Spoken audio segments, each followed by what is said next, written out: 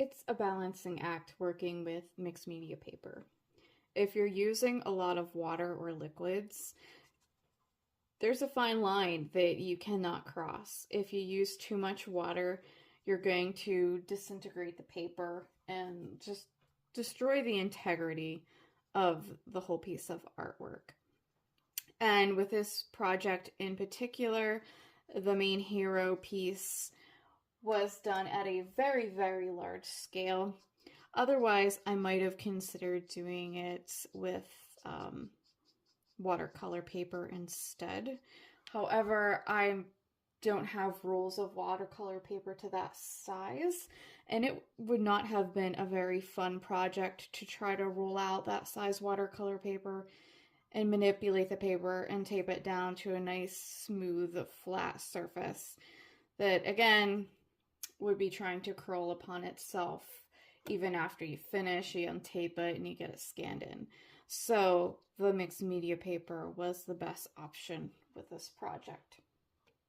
What I have going here are different layers. First layer is done with the Micron fine tip markers for the outline and everything.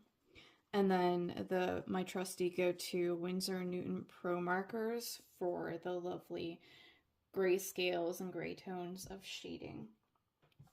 And then I was planning on the final layer being the watercolor, but once I realized I had reached my maximum limit with the amount of absorption it could handle as far as a very liquidy material, I realized to get my darks and my sharpest contrast, I would need to use colored pencil to finish it off. So I finished it off with the very lovely Faber-Castell Polychromos colored pencils.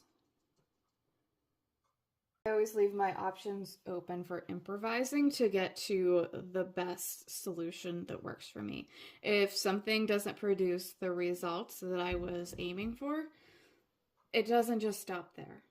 I find a way to produce the results and the looks that I meant to produce. So, like, the takeaway from that is, yes, have a plan, and if things don't go according to plan, be ready to, pivot, deviate, change it up.